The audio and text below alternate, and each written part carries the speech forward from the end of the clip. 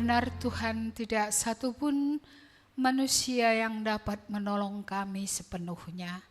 Hanya Engkaulah Allah yang luar biasa, Allah yang perkasa, Allah yang mengasihi, Allah yang berkemurahan, Allah yang sungguh baik, yang dapat menolong kami. Kiranya Roh-Mu yang menolong kami lagi pada pagi hari ini, dikala kami sekali lagi akan merenungkan kebenaran firman Tuhan, supaya sungguh firman-Mu beroleh tempat dalam hidup kami ya Tuhan. Inilah kami, lihatlah kami dalam segala pergumulan, dalam segala hal yang kami sedang berjuang, sedang berperang. Kami berdoa supaya Engkaulah Tuhan yang mengulurkan tangan. Biarlah Roh-Mu meyakinkan kami ya Tuhan, Engkau Allah yang sungguh mau mengulurkan tangan-Mu. Berkati kami lagi pagi ini, berkati juga hamba-Mu yang menyampaikannya, supaya pertolongan dari Allah atas dia. Terima kasih Bapa, dalam nama Tuhan Yesus kami berdoa dan bersyukur. Amin. Silakan duduk Bapak Ibu. Iya. Firman Tuhan ini mungkin ada yang sudah mendengarnya juga dalam minggu ini, tapi saya tetap memakai Mazmur pasal 25 ini, ayat 1 sampai 15, dengan tema Ajari Aku Jalan-Mu. Itu tema kita hari ini. Ajari aku jalan-Mu, Mu-nya besar.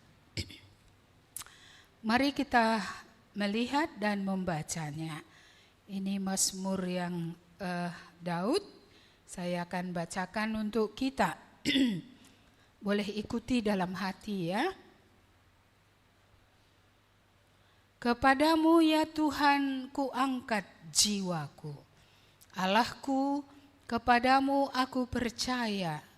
Janganlah kiranya aku mendapat malu. Janganlah musuh-musuhku beria-ria atas aku. Ya, semua orang yang menantikan Engkau takkan mendapat malu. Yang mendapat malu ialah mereka yang berbuat khianat dengan tidak ada alasannya. Beritahukanlah jalan-jalan-Mu kepadaku ya Tuhan. Tunjukkanlah itu kepadaku. Bawalah aku berjalan dalam kebenaran-Mu dan ajarlah aku. Sebab Engkaulah Allah yang menyelamatkan aku. Engkau ku nanti-nantikan sepanjang hari. Ingatlah segala rahmat-Mu dan kasih setia-Mu ya Tuhan. Sebab semuanya itu sudah ada sejak purbakala. Dosa-dosaku pada waktu muda dan pelanggaran-pelanggaranku janganlah Kau ingat. Tetapi ingatlah kepadaku sesuai dengan kasih setia-Mu. Oleh karena kebaikan-Mu ya Tuhan. Tuhan itu baik dan benar, sebab itu Ia menunjukkan jalan kepada orang yang sesat. Ia membimbing orang-orang yang rendah hati menurut hukum, dan Ia mengajarkan jalan-jalannya kepada orang-orang yang rendah hati. Segala jalan Tuhan adalah kasih setia dan kebenaran bagi orang yang berpegang pada perjanjiannya dan peringatan-peringatannya. Oleh karena nama-Mu, ya Tuhan, ampunilah kesalahanku, sebab besar kesalahanku itu. Sebab siapakah orang yang takut akan Tuhan?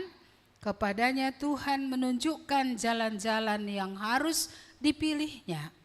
Orang itu sendiri akan menetap dalam kebahagiaan, dan anak cucunya akan mewarisi bumi. Tuhan bergaul karib dengan orang yang takut akan Dia, dan perjanjiannya diberitahukannya kepada mereka. Mataku tetap terarah kepada Tuhan, sebab Ia mengeluarkan kakiku dari jaring. Sampai di situ saja, nanti di rumah silakan baca sampai akhir. Ya, ini tadi adalah Mazmur, namanya jelas ditulis dari Daud. Iya. Saya merasa Daud yang menulis Mazmur ini itu seperti seorang anak ya, yang membutuhkan tangan bapaknya untuk menuntun dia, tangan bapaknya untuk mengarahkan dia. Ya. Pada waktu anak kita masih belum dewasa, masih kecil ya, kita memegang tangan mereka. Kita memegang tangan mereka supaya tidak jatuh. Kita juga menyeberangkan mereka, kita pegang. Kalau masih kecil kali kita gendong malah. Iya, dan anak itu akan merasa safe ya di dalam tangan bapaknya atau ibunya yang memegang tangannya atau menggendong dia. Iya, jadi kita melihat di sini belajar dari Daud dalam pergumulannya. Iya, tadi ada share pergumulan. Iya, saya rasa bukan Bapak ini saja yang punya pergumulan. Ada banyak di sini yang punya pergumulan. Betul atau enggak ya? Wah, ini cepat menjawabnya. Betul ya, banyak pergumulannya ya. Iya. Mari kita lihat dulu pergumulan Daud, baru nanti kita lihat bagaimana pergumulan kita. Apa yang menjadi pergumulan Daud tadi di sini? Iya, bahwa dia memiliki musuh-musuh. Ya, saya mencoba mencari background dari Mazmur 25 ini. Ada dua kemungkinan. Kemungkinan yang pertama, ya, musuh itu adalah mertua, yaitu Saul. Iya, karena Saul dengki kepada dia karena dia diurapi untuk menjadi raja berikutnya. Ngeri kali juga rupanya dengki ini walaupun menantu sendiri. Ya, jadi akhirnya bagaimana? Saul mengerahkan prajurit untuk menangkap sang menantu. Bukan sekedar untuk akan dipenjarakan, tapi dia memang berniat untuk menghilangkan nyawanya. Ya, ini mertua kayak apa gini ya? Tapi inilah kenyataan yang dihadapi oleh Saul. Dihadapi oleh Daud ya, apa yang direncanakan oleh Saul ya, sehingga Saul terpaksa meninggalkan rumahnya, meninggalkan keluarganya ya, istrinya, juga tidak berani ke rumah bapaknya karena nanti kalau ke rumah bapaknya jangan-jangan dia ditangkap di sana ya, dia akan ya bisa dibunuh di sana. Jadi dia pergi kemana? Ya, dia pergi kemana saja. Dia pergi ke gunung-gunung, ke gua-gua. Di sanalah dia harus hidup oleh karena sang mertua. Iya, bisa bayangkan ya. Iya, dia hidup di sana. Makan dari apa? Dari apa yang ada, dari buah pohon. Iya, kadang-kadang dia dengan orang-orang yang bergabung dengan dia itu menjaga ternak orang lain di hutan-hutan sana, di gunung sana. Dan orang itu mungkin memberi sesuatu kepada mereka dan itu menjadi makanan mereka. Pernah juga Daud tidak punya makanan dengan orang-orang yang bersama dia sehingga dia pergi ke bait Allah ya, kepada imam. Imam itu memberikan kepada dia roti yang biasanya ya itu adalah setelah dipersembahkan kepada Tuhan bagian makanan imam. Tapi imam itu memberikan kepada Daud dan rombongannya seperti itu. Pernah juga dia lari sampai ke daerah orang Filistin, berpura-pura gila, ya, ngences supaya apa? Menyelamatkan nyawanya. Iya, jadi ini kemungkinan pertama. Cuman yang saya lihat tentang Daud ini, saya salut juga lihat dia ya. Padahal ada kesempatan ketika Saul itu ngebet gitu buang BAB ya, dia masuk ke dalam gua. Saul masuk ke dalam gua, pengawalannya tentu tidak ketat dan Daud ada di dalam.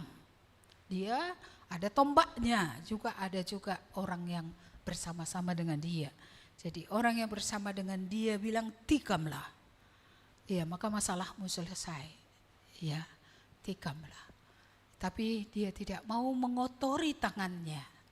Dia tidak mau mempercepat proses supaya dia segera menjadi raja. Dia menunggu waktu Tuhan. Maka dia tidak membunuh Saul karena dia mengingat Tuhan mengurapi Saul. Dan dia tidak mau orang yang pernah diurapi Tuhan dibunuhnya dengan tangannya sendiri. Dia tidak mencari jalan cepat untuk masalahnya akan selesai. Banyak kita mencari jalan pintas, jalan cepat. Gini nanti selesai. Tapi kita melihat Daud ya betul-betul bersandar kepada Tuhan. Pada kesempatan yang lain lagi di lembah ya, Saul bersama dengan para prajurit itu tidur di sana. Ada panglima juga di situ. Dan dengan mengendap-endap Daud turun. Ya, sampai memegang punca jubahnya dan memotongnya. Tetapi tidak memotong Daud. Tidak memotong Saul, tapi memotong punca jubahnya saja. Lalu kemudian dia kembali bersama punca jubah itu dan salah satu alat yang biasa dipakai oleh Saul. Lalu dia berkata, Tuanku Saul, ya lihat apa yang ada dalam tanganku. Tidakkah kau lihat aku ini mengasihimu? Aku tidak mencelakakan engkau. Sekalipun engkau telah berusaha berulang kali untuk mengikhtiarkan kecelakaanku, kematianku. Tetapi aku tidak mencelakakan engkau. Dia tidak membalas kejahatan dengan kejahatan. Kemungkinan kedua, ya, dia tertekan, dia musuhnya adalah anaknya sendiri, yaitu Absalom. Karena Daud masih hidup, Absalom sudah ingin menjadi raja. Maka dia ingin menyingkirkan ayahnya dan ayahnya harus melarikan diri dari istana bersama dengan orang-orang yang berpihak kepada dia. Ini kan juga bukan hal yang berat. Karena musuh itu bukan orang luar.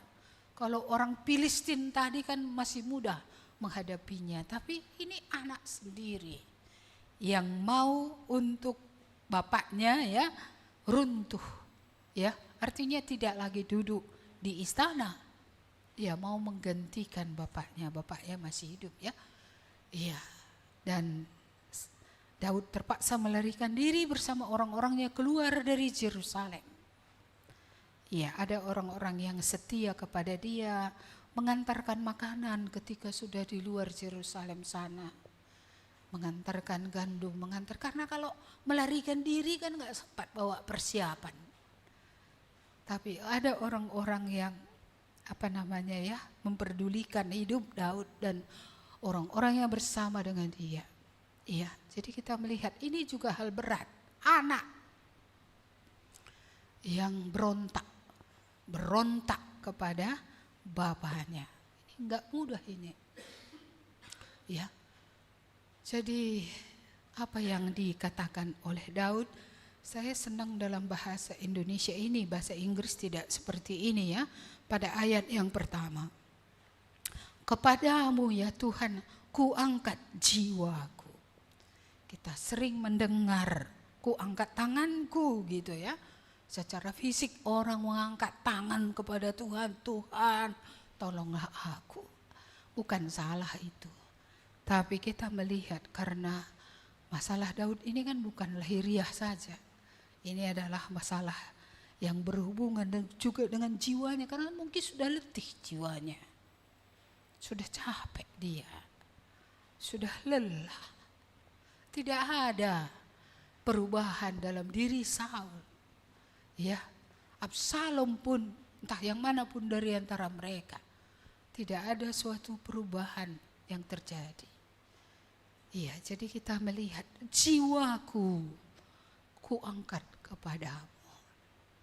Jadi jiwanya yang gundah gulana, yang resah, ya, yang susah, weary, ya, lelah, dia angkat kepada Tuhan. Iya, dia angkat kepada Tuhan. Tapi dalam menghadapi dia ada kata kunci di sini. Sekalipun seperti itu semua terjadi, Allahku, kepadamu aku percaya.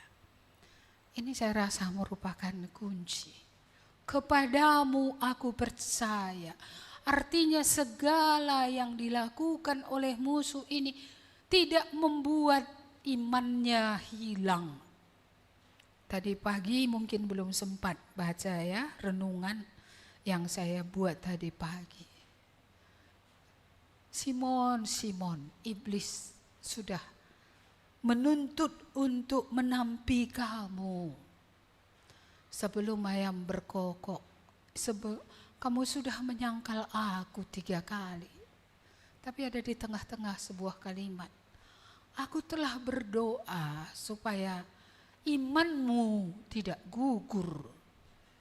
Kalau nanti engkau sudah sadar, kalau sudah insaf, ya, apa katanya? Ya, layanilah saudara-saudaramu. Ya, saya mengingat memang Petrus jatuh, tapi imannya tidak gugur. Memang dia salah, tapi imannya masih ada tetap. Bahwa Allah itu adalah Allah yang baik dan Allah yang berkuasa. Ya, dan di sini Daud berkata, kepadamu aku tetap percaya. Tidak ada pergeseran iman Daud oleh karena tahun-tahun yang panjang. Penderitaan yang dia alami. Oleh karena musuhnya yang bukan orang jauh tapi keluarganya sendiri. Jadi kita melihat iman Daud ini. Kepadamu aku percaya. Iya, kepadamu aku percaya. Tidak ada pengikisan iman yang membuat imannya gugur. Tidak ada pengikisan iman yang membuat dia membelakangi Tuhan atau mengesampingkan Tuhan. Dia tetap percaya kepada Tuhan. Jadi kepada Tuhanlah dia berdoa dan berdoa. Dengan tulus datang kepada Tuhan terus-terusan. Kita pernah belajar tentang pahlawan doa ya, George Muller itu. Dia berdoa, terus berdoa kepada Tuhan untuk panti asuhan yang dia dirikan di mana banyak anak yang kalau tidak ada doa tidak ada makan. Tidak ada doa, tidak ada kebutuhan yang mereka butuhkan tiap-tiap hari. Dia melipat tangan. Saya tidak tahu berapa kali sehari. Pada malam hari kah, pada pagi hari kah, siang kah, sore kah. Kalau Daniel berdoa 3 kali sehari, saya tidak tahu Josh Muller itu berdoa berapa kali. Tapi dialah contoh orang yang dengan tekun berdoa kepada Tuhan. Dan Tuhan tidak mempermalukannya. Walaupun kadang sudah ada piring-piring, sudah ada gelas. Tapi tidak ada makanan. Dan di meja makan itu anak-anak sudah duduk. Tidak ada di belakang, di dapur makanan. Dan dia berkata kepada mereka, anak-anak, mari kita berdoa kepada Tuhan Yesus. Dan mereka berdoa kepada Tuhan Yesus. Suatu hari, ya apa yang terjadi? Tidak jauh dari tempat panti asuhan itu. Ya, ban truk ya yang membawa susu rusak. Sementara perbaikannya akan lama. Jadi mereka bilang daripada susu ini akan tidak bisa lagi diminum. Mari kita turunkan dan berikan kepada siapa yang perlu. Lalu mereka melihat panti asuhan itu dan disuruh menurunkan susu. Iya, jadi akhirnya berisilah mangkok-mangkok ini kan. Iya, dengan susu. Cara Tuhan adalah ajaib. Kita tidak bisa mengajari Tuhan cara-cara yang baik, cara-cara yang benar, cara-cara yang yang tepat. Pikiran kita terlalu kecil, usaha kita hampir tidak berguna sebenarnya. Tetapi Tuhan memperhatikan orang yang menengadahkan tangan kepada Dia oleh karena percaya bahwa pada Tuhan ada pertolongan, pada Tuhan tidak ada yang mustahil. Ya, Daud benar-benar menyadari siapa Allah itu. Allah yang luar biasa, Allah yang perkasa, Allah yang setia, Allah yang benar, Allah penolong yang sejati. Jadi dalam menghadapi apa yang dia hadapi, dia bukan menangisi nasib, ya. Dia bukan menangisi nasib, tapi ada hal yang menarik di sini. Ya, pada ayat yang ke-7. Dosa-dosaku pada waktu muda dan pelanggaran-pelanggaranku janganlah kau ingat. Tetapi ingatlah kepadaku sesuai dengan kasih setiamu, oleh karena kebaikanmu, ya Tuhan. Ayat 11. Oleh karena namamu, ya Tuhan, ampunilah kesalahanku, sebab besar kesalahan itu. Jadi kita melihat di sini, rupanya masih muncul memori, ya, kesalahan yang pernah dia buat. Dan dia sungguh, ya, rindu Tuhan benar-benar melupakan kesalahan itu. Jadi masih berarti struggle di dalam hatinya tentang dosanya, tentang kesalahan, tentang pelanggaran yang pernah dilakukannya dalam hidupnya. Jangan ingat Tuhan, ampunilah aku. Di sini kita melihat bahwa dia sungguh-sungguh mengerti bahwa dosa, ya, membuat tidak ada yang baik yang terjadi. Iya, dia memang sudah mohon ampun tapi masih struggle. Tidakkah ada kita juga seperti itu? Kita masih gitu, ingat apa yang tidak baik yang kita lakukan. Seperti memori ini kok belum hilang tentang, ya, kesalahan itu gitu. Iya, dalam hal ini Daud tidak membela diri. Dalam hal ini Daud dengan rendah hati memohon kepada Tuhan supaya sungguh, ya, Tuhan melupakan. Mungkin Tuhan melupakan, ya, tapi dia yang tak melupakan, ya. Dia tetap ingat dan itu tetap masih ada bekasnya, menggerogoti dia. Iya, karena itulah kita pun kalau masih ada yang menggerogoti dosa masa lalu atau entah dosa yang kejatuhan yang kita hadapi, ya, ini pernahkah ini membingkas, ya, teringat gitu.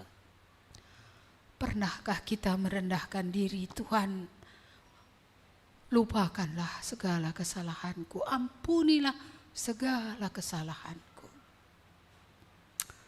Daud mengingat kesalahannya.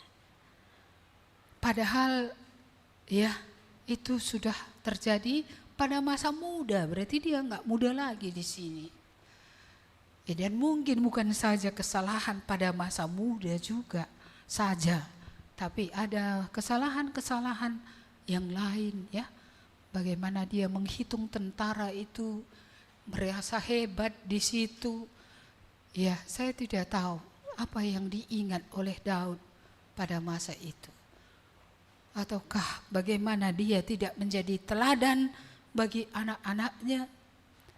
Apa yang menjadi ingatannya?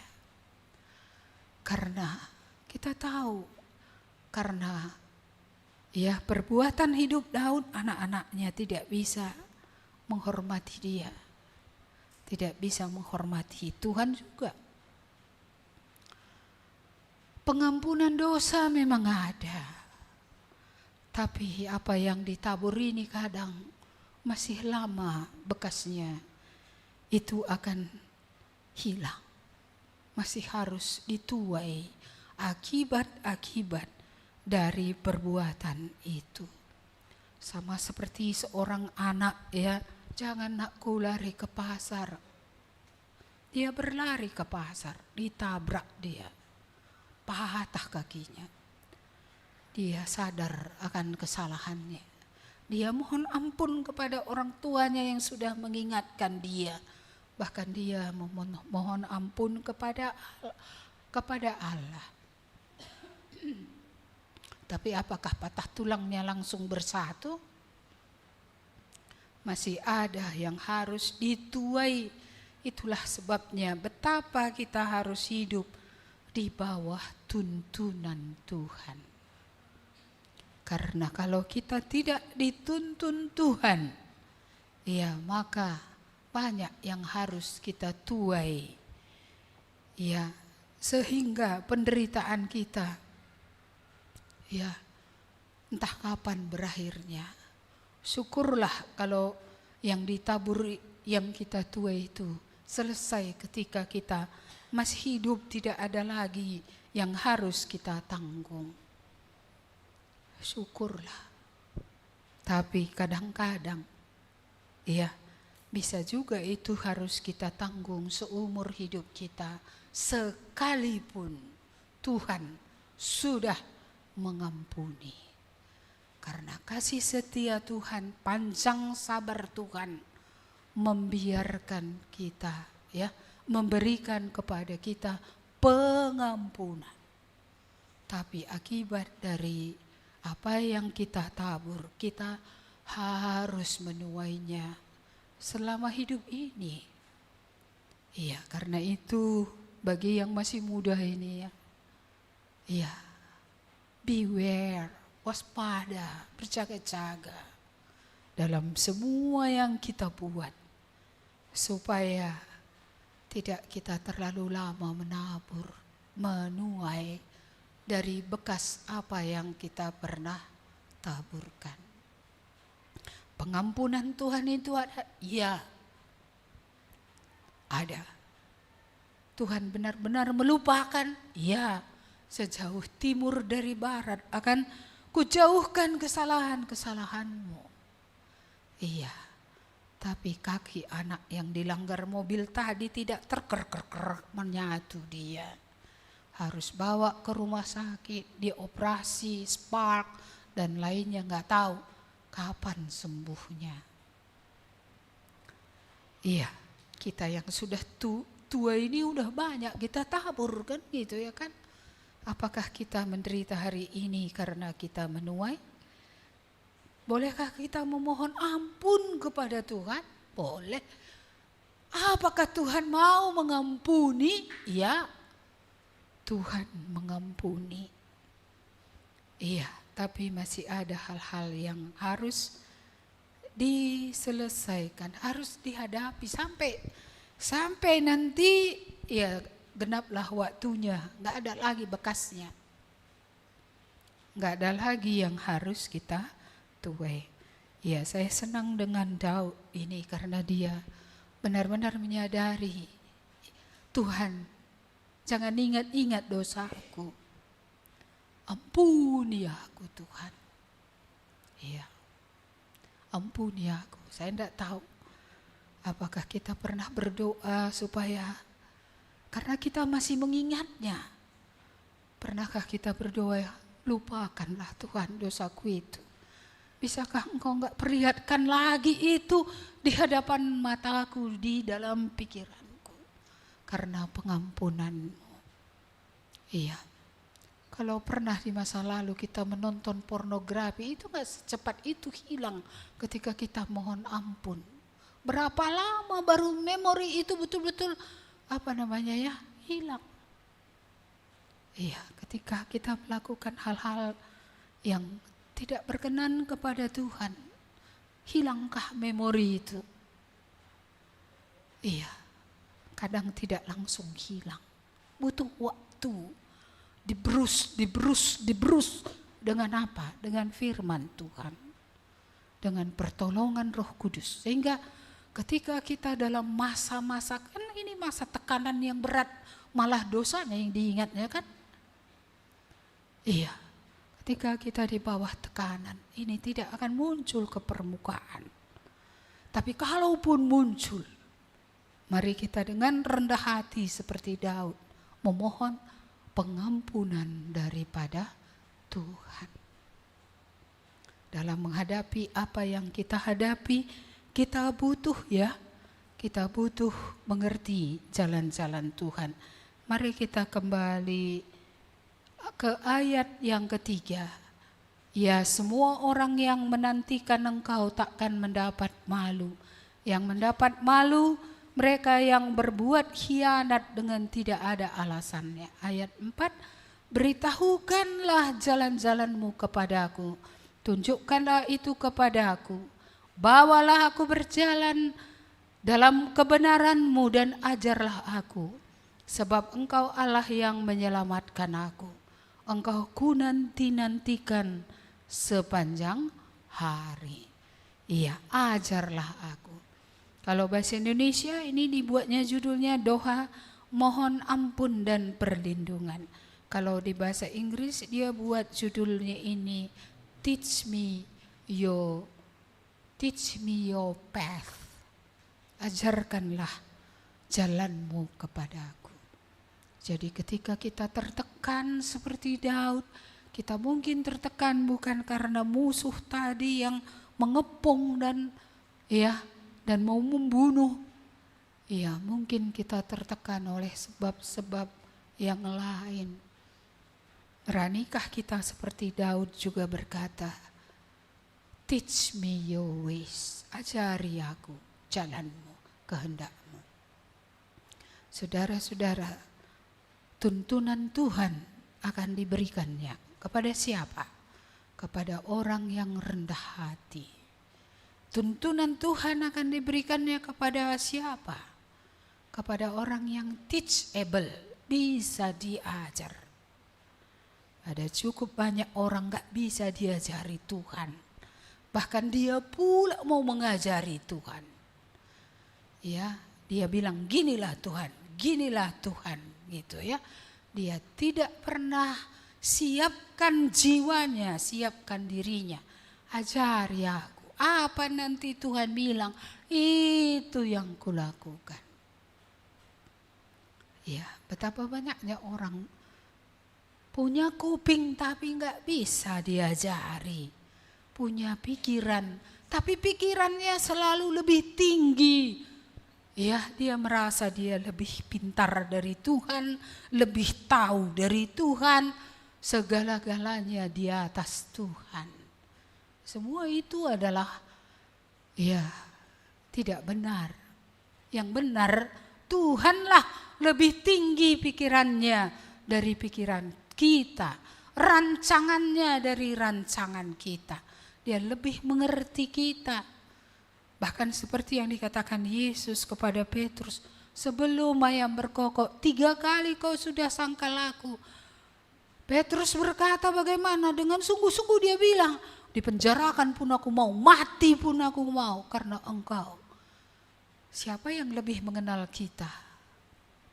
Kita lebih mengenal kita atau Tuhan lebih mengenal kita? Mengapa kita mengajari Tuhan? Mengapa kita merasa keputusan Tuhan tidak benar dan keputusan kita selalu yang lebih baik? Perlu perjanjian dengan Allah. Kalau engkaulah Allahku, akulah anakmu milik kepunyaanku. Maka Tuhan mulai hari ini kepalaku ini tunduk kepadamu. Engkau lebih tinggi, rencanamu lebih baik, jalanmu lebih sempurna. Bukankah rancangan Tuhan bukan rancangan kecelakaan? Bukankah jalan-jalan yang ditunjukkan Tuhan adalah jalan yang mendatangkan kebenaran, damai sejahtera, mendatangkan kesetiaan, karena Tuhan kita adalah Tuhan yang benar. Ya, Tuhan kita adalah Tuhan yang baik. Tuhan kita menunjukkan jalan kepada orang yang sesat. Ia membimbing orang yang rendah hati. Ia mengajarkan jalannya kepada orang rendah hati. Segala jalan Tuhan kasih setia dan kebenaran. Ya, jadi kita melihat di sini apa yang Tuhan ajari kita. Nggak mungkin itu untuk mencelakakan. Nggak mungkin mencelakakan. Iya, tapi mengapa kita tidak patuh? Ya, mari belajar patuh dari masa muda sampai masa tua. Iya, kita belajar menerima jalan-jalan Tuhan. Teach me your ways. Teach me your path, jalanmu. Apa kita orang yang mudah diajari ya? Iya, kalau orang ngajari kita aja susah ya. Tapi nggak apa-apa lah kalau orang ngajari kita susah ya kan. Tapi apakah Tuhan pun ngajari kita susah? Nah, apakah kita orang yang susah diajari? Megendel, megeng. Apanya bahasa karonya? Iya, megendel dan megeng ya. Apa kita bisa diajari Tuhan? Kalau Tuhan ngomong kita dengar atau tidak? Dan tahukah kita kadang-kadang jalan Tuhan?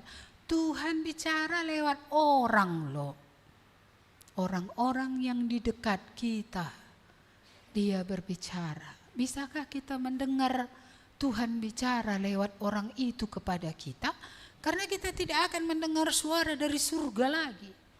Tapi kita mendengar dari firman Tuhan. Ya, suara Tuhan ketika kita membaca, ketika merenungkan, ketika kita mendengar. Tapi juga Tuhan bicara lewat orang. Cukup rendah hatikah kita untuk bisa mendengar kata orang? Karena orang itu bukan orang-orang yang tidak mengenal Allah, yang mungkin mengatakan sesuatu yang tidak benar. Apalagi orang itu adalah orang-orang yang hidup menghormati Tuhan. Apakah kita mudah diajar? Apakah kita orang yang takut akan Tuhan? Karena bagaimana Tuhan akan mengajari kalau dia kasih tahu kita nggak mau lakukan. Dia kasih tahu kita megeng, kita ikutkan isi hati kita. Kayak mana Tuhan akan ajari? Makanya ada orang nggak dengarnya lagi suara Tuhan. Karena nggak terajari. Not teachable. Bukan bisa dia diajari. Iya, bukan bisa. Kadang Tuhan mengajari kita lewat situasi-situasi yang kita hadapi. Ada di sana yang Tuhan mau katakan lewat situasi-situasi yang kita hadapi. Apakah kita mendengar apa yang Tuhan mau katakan lewat situasi itu? Beritahukanlah aku jalanmu Tuhan. Tuhan bisa beritahukan lewat firman, bisa Tuhan beritahukan lewat orang lain, bisa Tuhan beritahukan lewat situasi. Apakah kita cukup peka untuk bisa mendengar? Tapi ini tadi yang terdalam, apakah kita orang yang bisa diajar? Bisakah kita diajari oleh Tuhan? Ketika Tuhan bicara, kita mengerti, apakah kita melakukannya? Tuhan senang memberitahu isi hatinya. Tuhan senang memimpin kalau kita minta pimpinannya, bimbingannya.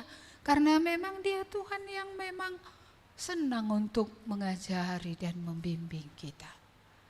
Dia pasti membawa kita kepada jalan yang benar.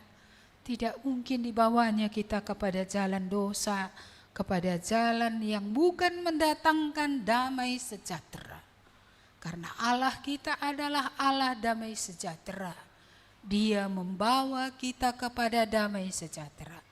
Jalan yang kita pilih yang sering membawa kita kepada jalan yang tidak ada damai sejahtera. Tapi jalan Tuhan itu adalah jalan yang penuh dengan kesetiaan tadi, kasih setia, kebenaran. Ayat yang ke-12, siapakah orang yang takut akan Tuhan? Kepadanya Tuhan menunjukkan jalan yang harus dipilihnya. Orang itu menetap dalam kebahagiaan, anak cucunya mewarisi bumi. Jadi kita melihat di sini bagaimana sebenarnya Tuhan menuntun kita kepada kebahagiaan. Dan bagaimana berkat yang Tuhan mau limpahkan, bukan kepada kita saja, tapi kepada anak cucu. Tapi ada istilahnya tadi, menanti-nantikan. George Muller terus berdoa untuk seorang teman yang dulu sama-sama sekolah dengan dia. Saya terus ingat itu kalau tentang doa 60 tahun dia berdoa. Siapa kita ingat doa kita 30 tahun yang lalu atau 10 tahun yang lalu.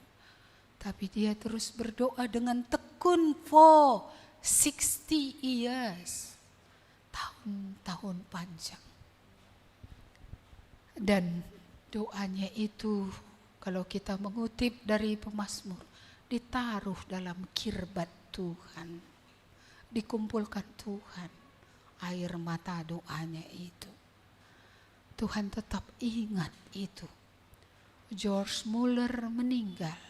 Saya lupa usianya berapa. Tapi pada hari dia meninggal, temannya ini tadi menghadiri acara penghiburan yang dilakukan kepadanya. Saudara tahu apa yang terjadi? Hari itulah ketika firman Tuhan diberitakan, temannya ini bertobat sampai kepada keselamatan.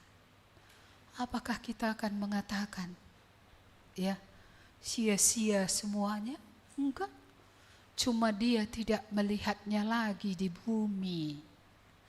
Tidak semua doa kita akan dijawab di bumi, tetapi tidak semua doa kita lihat jawabannya di bumi. Tapi itu tidak berarti bahwa Allah tidak mendengar. Allah memberikan jawabannya pada waktunya dia. Dan waktunya dia itu bukan bergantung kepada waktunya kita. Saya teringat dalam cerita anak yang hilang itu. Bapak itu menunggu. Saya tidak tahu berapa kali dia keluar rumah, naik ke bukit melihat apakah anaknya itu kembali. Ini imajinasi saya saja. Tapi saya berpikir dia pasti sangat menantikan anak ini kembali. Maka ketika anak itu kembali, lama kemudian, karena habis dulu semua hartanya. Dia mencari kerja, tapi cuma dapat kerja jaga babi. Setelah semua penderitaan itu, baru dia sadar. Baru dia membuat keputusan untuk bangkit. Dan bukan sekedar rencana, bukan sekedar keputusan. Dia memang bangkit. Dia bangkit kepada Bapa. Apa kata firman Tuhan? Bapa yang menunggu itu berlari mendapatkan dia, memeluk dia, memberikan dia baju yang baru, memberikan dia cincin pengakuan inilah anaknya, memberikan juga kepada dia sepatu supaya dia berjalan di jalan yang benar. Bapa menanti. Lalu mengapa kita merasa doa kita ini harus segera dijawab? Ada memang doa yang segera dijawab. Tapi ada doa yang sebulan, setahun, 10 tahun lama baru dijawab. Mengapa? supaya kita tetap percaya, supaya kita tetap bergantung kepada Tuhan dalam segala situasi yang kita hadapi. Daud percaya, kita juga harus belajar percaya. Walaupun belum jawab, tapi terus berdoa sambil menyucikan diri dari segala yang tidak berkenan kepada Tuhan. Karena bukankah Daud berdoa supaya dosanya diampuni? Mengapa kita merasa bahwa doa kita akan dijawab kalau tangan kita tidak bersih, otak kita tidak bersih, hidup kita tidak bersih? Bukan kurang panjang tangan Tuhan untuk menolong, tapi dosamu itu yang memisahkan engkau dari Allah. Iya, dosa itu membuat yang baik itu tidak terjadi. Betapa kita harus benar-benar merendahkan diri. Orang yang teachable bisa diajari, baru akan diajari Tuhan. Orang yang takut akan Dia, itu akan diajari Tuhan. Orang yang memang akan melakukan apa yang Tuhan katakan, ya, maka Tuhan akan memberitahukan jalan-jalannya. Ya, bagaimana dengan kita? Rendah hati? Nanti dibilang sombong kalau ngaku ya. Ya, tapi kita tahu kita ini rendah hati atau tidak. Air mengalir enggak pernah ke tempat tinggi ya. Selalu kemana?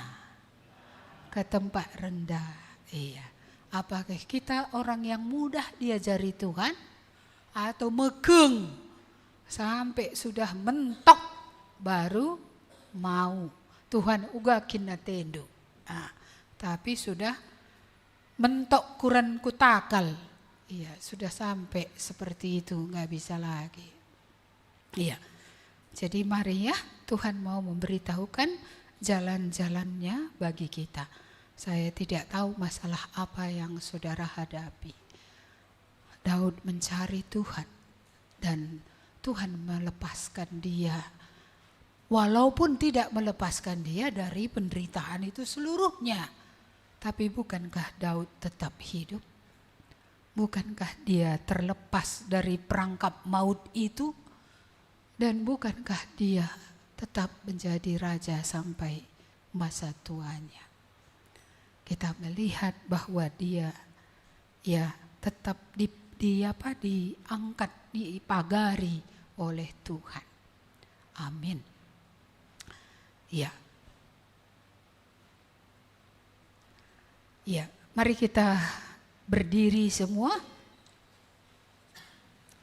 Kita akan membaca komitmen pemuritan yang ditetapkan oleh sinode kita. Ada di kertas. Mari kita membacanya bersama-sama. 1, 2, ya. Kami bersaksi bahwa tidak seorang pun dapat mengenal Kristus kecuali ia yang mengikutinya setiap hari dalam kehidupan. Mari kita berdoa. Terima kasih Tuhan atas firman-Mu hari ini.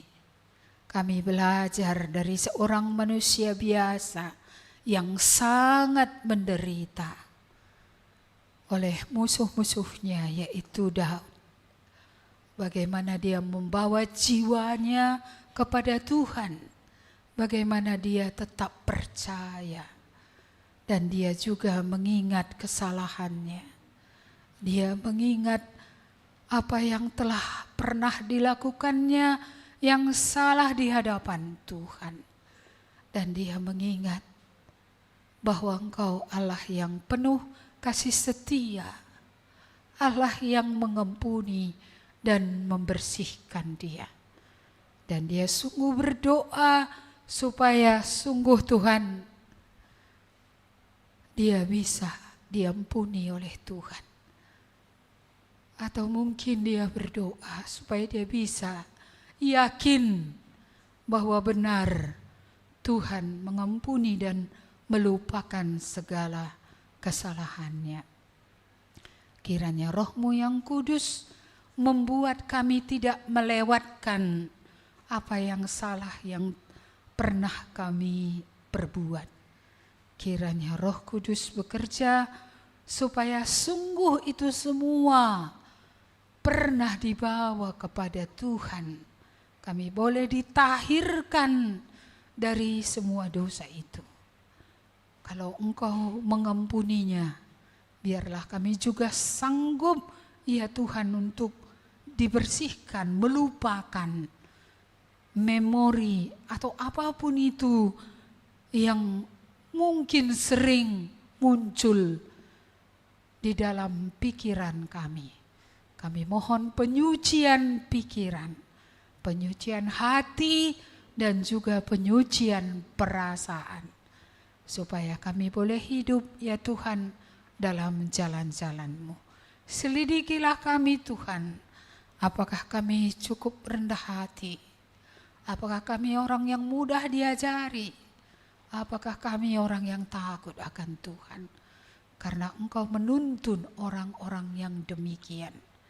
Kiranya Roh-Mu menolong kami, supaya kami menjadi orang yang betul-betul percaya, menjadi orang yang betul-betul merendahkan diri, menjadi orang yang mudah dibentuk, bukan susah untuk dibentuk. Tapi berikan kami hati yang mudah dibentuk. Berikan kami, Tuhan, hati yang takut akan Tuhan, supaya kalau kami mendengar perkataan-Mu, dengan kokoh kami memegangnya, melakukannya dalam hidup kami. Tuhan, hamba-Mu berdoa, jikalau ada di antara kami yang jiwanya sedang tertekan karena berbagai hal, kami menyerahkannya kepada Tuhan. Rintihan ratapan yang mereka naikkan kepadamu, ya Tuhan, biarlah Engkau Allah kami akan sungguh-sungguh mendengar dan menjawabnya, memberikan pertolongan Tuhan, mengulurkan tangan-Mu, supaya seiring dengan perubahan dalam hati kami kepada Tuhan, maka kami akan lihat juga apa yang dikerjakan oleh Tuhan. Kami percaya Engkau Allah yang baik. Engkau siap sedia senantiasa mengulurkan tangan-Mu, ya Tuhan. Terima kasih Bapa, kami bersyukur atas firman-Mu hari ini. Biarlah kami sungguh-sungguh dengan serius tekun datang kepada Tuhan, bukan mencari jalan-jalan pintas, jalan-jalan kami sendiri. Biarlah kami terus bersandar kepada Allah kami. Ajarilah kami terus, supaya kami berjalan dalam jalan-Mu, dan kami pun akan berbahagia, dan kami dan anak cucu kami akan diberkati oleh Tuhan. Terima kasih Bapa, jemaat pulanglah, terimalah berkat yang daripada Allah kita. Allah yang telah memanggil engkau keluar dari kegelapan, yang membawa engkau kepada terang. Dialah yang akan mengokohkan hidupmu, sehingga engkau tetap tertuju kepada Dia. Engkaulah yang terus akan menuntun pada seluruh kebenaran, ya Tuhan. Engkau juga yang menyertai dengan Roh Kudus-Mu sampai Maranatha Tuhan datang kembali. Amin. Kepada Allah beri puji.